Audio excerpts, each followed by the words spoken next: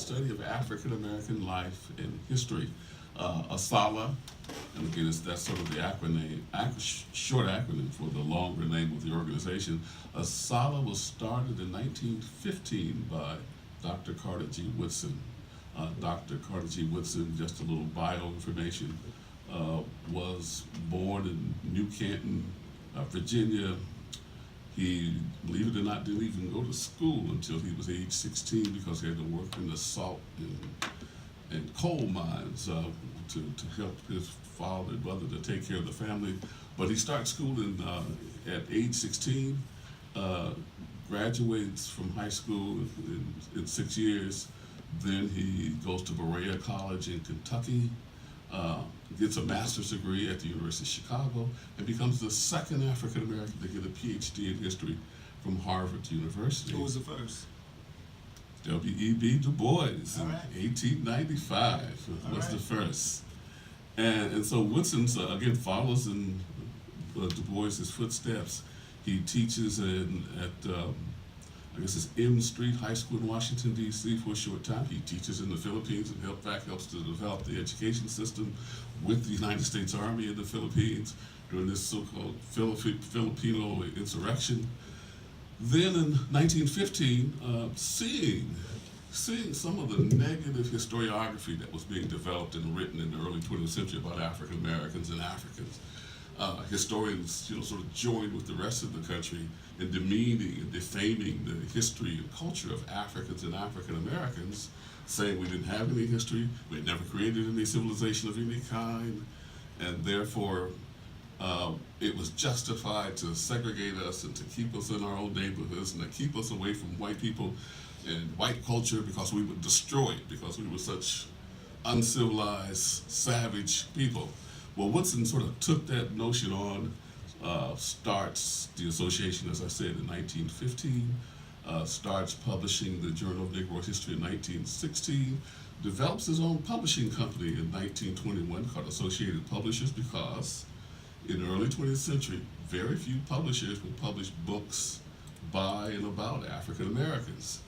He, of course, starts the celebration of Negro History Week in 1926, and as I said earlier, it was supposed to be a week-long celebration during the second week of February, taking in the birthdays of Frederick Douglass and Abraham Lincoln, and then of course it was supposed to be the culmination of a year-long study. And see, of I'm old enough to African remember history.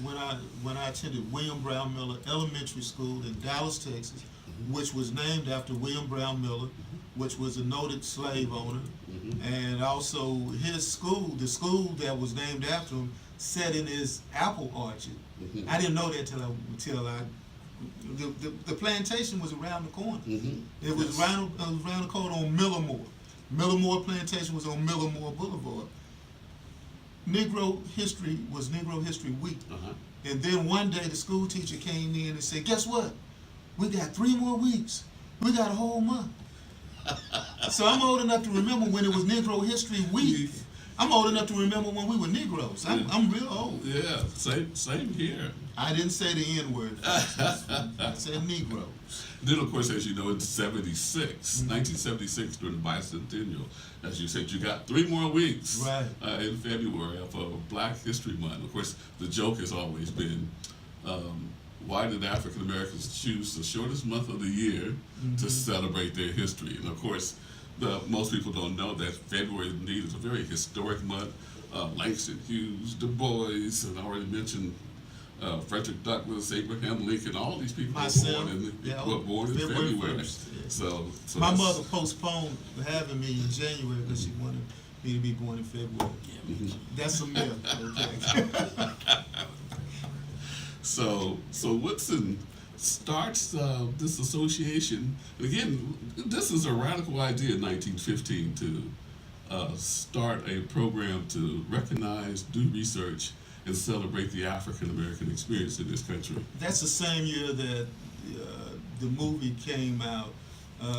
Birth of a Nation. Birth of a Nation. Yes. So you see, that's the whole So here on one hand you have all this racism and racism in American popular culture, like that Birth of a Nation movie, and of course the newspapers, the magazines, all are beating the same drum about Negroes being these inferior people, and there's all these stereotypes about coons and mammies and pickaninnies that literally, and of course the N-word, that are literally in the magazines and the newspapers and in general in the popular culture. And the movie just sort of takes it to another level by attempting to justify the existence of the Klan and the role of the Klan in killing and basically re-enslaving African Americans in the South after Reconstruction. So on the one hand, you got this going on. Then over here, here's Woodson trying to celebrate the African American experience with books and journals and programs. And of course, he does something very important too that I always tell my class, that in the early 20th century, there aren't that many African American historians who, when I say that many, I meant professional historians.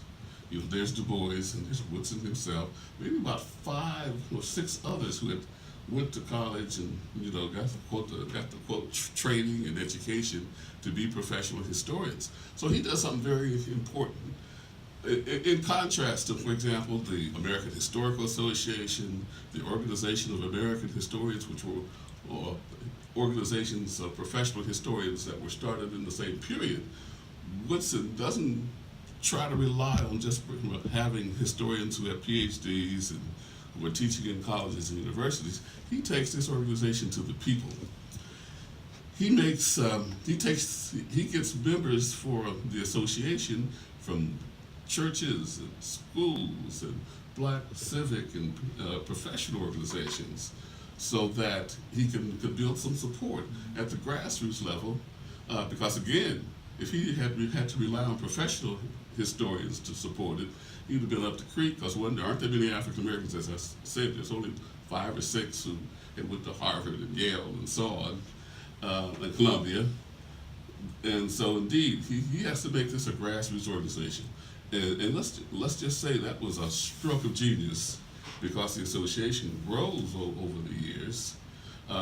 He develops a magazine for teachers called the Negro History Bulletin. He starts that in 1937, so that teachers would have resources to teach Negro history in their classes. And of course, in black schools, like Booker T. Washington High School here in Dallas, and of course eventually Lincoln High School and so on, published a very important book in 1933. I sort of mentioned it already because I talked about myself being probably one of the persons he talked about. The Miseducation of the Negroes, published in 1933, and of course he points out how history is key to helping the people to understand themselves, to recognize and celebrate their culture, and to move forward. Basically, he argued that if people don't know their history, they don't understand where they came from, and then that will make them make it difficult for them to move forward. Let me use myself again as an example. Coming through high school and even in the college, we thought, me and my classmates at Central State, we thought we were progressive and radical, that we were doing all these wonderful things, and that the people before us, had been Uncle Toms and lazy, and not fought the system the way we thought we were fighting it. Well, come to find out, again, because we didn't know our history, we didn't know about the Harlem Renaissance. We knew a little bit about Du Bois, we knew Booker T. Washington, but we did not know of all these movements. For example, I mentioned the Harlem Renaissance. Underlying the Harlem Renaissance was what was called the New Negro movement.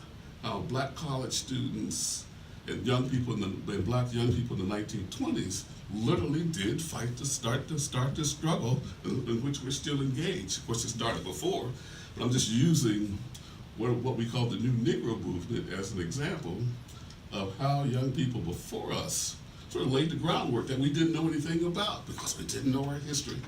So in the 20s, again, I'm talking about Langston Hughes and Claude McKay and Zora Neale Hurston, Wallace Thurman, all of these folks who were writing, protesting, and of course documenting our history in the 20s, and indeed the sort of literary and artistic side of their struggle was the Harlem Renaissance. And of course, the New Negro movement also took place on college campuses in the South. There were student protests at Fisk, at Hampton, and at Howard, in which the students shut those campuses down because they were still practicing sort of segregationist policies with black students. Let me explain what I'm talking about. There was a belief on college campuses that young people needed to be watched 100% of the time. They didn't want them to neck. At Hampton, they made the students serenade white donors with Negro old slave songs. And so the students rebelled against some of the policies. And of course, the color line. There was a color line in most of these institutions based on, of course, colorism. The lighter you were, the more popular and the more respected and successful you would possibly be, because the homecoming queens had to be very light-skinned with straight hair. The student body presidents and so on all got preference. It sounded like a movie I saw a long time ago. Yes. With Spike Lee. Yes, he documents that. That's what that was about. Yes, in the message. 60s. Okay, so all those people that thought that you were just looking at a Spike Lee joint, he had a message behind that. Well, you already knew, but he went back into history. He went back and dealt with it. How this existed at most of the HBCUs in the early 20th century up through the middle of the 20th century. On my campus, unfortunately, we didn't have our revolution based on the basis of skin color until the late 1960s. Again, on our campus, the lighter skinned students became homecoming queen, Miss CSU, student body president, and so on. Well, in 69 and 70, again, after I had gotten there, they had a revolution which actually attacked lighter skinned students for being mulattoes. I remember being asked when I got there as a freshman, what side are you on? Since I'm sort of in between, at least I guess I am. I'm not light skinned and I'm not necessarily that dark skinned, even though it doesn't matter. But in those days, the such things mattered. So I'm asked, which side are you on? Are you with the mulattoes or are you with the real black folks? So it's sort of funny and crazy, but again, these are the things that had been happening earlier in the 20th century. So you with the wannabes or the jigaboos? You hit it on the head. Yes. All right, see, okay. I said it like y'all you were thinking, because y'all remember the movie, Wannabes and Jigaboos. Wannabes versus the Jigaboos. Yes. So now, that being said, you got a couple of programs that's coming up, but we want you to come back. Sure. This is an hour show we have. I know you guys want him to come back, so we've already agreed that he's going to come back more often. That's my whole deal of being in history. And, we got history just walked through right there. That's my man Howard Scott of War. You remember the group War? Yes. That's Howard Scott right there, man. Okay. The world is a ghetto. The world is a ghetto. They were here about, 5 years ago for the Black Academy of Arts and Letters downtown. Okay, we're gonna hook up with him in a minute. Okay. But we want you to go ahead and tell us the next event that you have, and then we're gonna roll on up so we can hang out with War. Okay. On February 2nd, we're having the 4th annual Carter G. Woodson Luncheon. We've been doing, when I say we have a local branch of the Association for the Study of African American Life and History here in Dallas, Fort Worth, and we've done the Carter G. Woodson Luncheon the last 3 years, and this will be the 4th year of it, and we use it to kick off the celebration of Black History Month here in the Metroplex. Then on the 9th, we're having 2 scholars from Richland College come in and do a program on Little Egypt. Little Egypt was a historic African American community just in the northern part of Dallas that was developed right after the Civil War, and then of course it lasted all the way until the 1960s. And so they will talk about the history of that community and some of the people who are still around who lived in Little Egypt. And again, Little Egypt was one of about 5 or 6 what was called freedmen towns that existed in Dallas that sort of started after Dallas, and they were a little segregated communities and enclaves in the city of Dallas, because obviously, as a result of residential segregation, African Americans couldn't live in certain neighborhoods without getting their houses bombed or burned down. So you had Little Egypt, you had Bonton, you had State Thomas, and so on. There's these communities that housed African Americans. So the session on Saturday, the session on Saturday the 9th then will be at 1 o'clock at the African American Museum.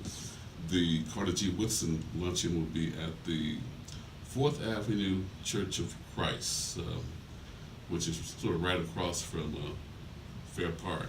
Okay. All right. And I want to add to that as well. On February 28th, I will be speaking with Dr. Michael Phillips and Dr. Candace Bledsoe and Dr. Sam Tullock. I'm the only person not a doctor. I'm a PhD candidate. I'm working hard on it. You're on your way. You're on your way. Hard on it. Yeah. I'll be speaking specifically on the integration of Dallas sports, going from the Dallas Eagles, going all the way to the Dallas Cowboys. Okay. The Dallas Cowboys. Where will that be? Haynes. Where will that be? That will be at Collin County Community College. Okay. All right, February 28th. And we are almost out of time. We are out of time because Howard Scott is out there. He's warming up right now. I can hear the war band playing right now. And we run some drops right quick. And we're going to join Howard Scott because, as you know, don't you know, that for you and for me, the world is a ghetto. That's right. Play the drops, Jesse. This is Judge Andrea Martin, Judge of the 304th District Court, and Judge Kim Cooks, Judge of the 255th Family Court, Dallas County. And Run me we some love nation hanging out drops. with our friend Ed Gray on the Publish Radio Show. And if you need to know what's going on in the DFW area, Run me a you need to nation listen drop. to the Commish Victor Show Muhammad has every joined Saturday us. from 3 p.m. to 5 p.m. Right? That's And right. close There me is no out other show you with want Dr. Mitchell information about the community, and Dr. Irvin information about Simpson. who to vote for, because of course it's us, Andrea Martin and Judge Cooks. Listen to the Cummings Show. Thank you. Have a great day. Okay. This is student Mr. Lee Muhammad from 100 miles from the 52 Fort Worth, Texas. Whenever I want some real information, I tune into the Oh man, we right here. We live on there, and you talking about giving me money. Someone told me that craziness. All right.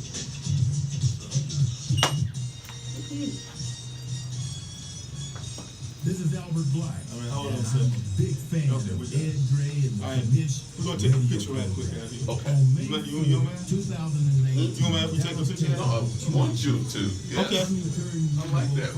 Every time I see your pictures, I love them. Okay, thank you. Make our city better. We need your support on May 4th. What's up, Judge? Shit, something on. Now we off there. Let's go with this one. All right.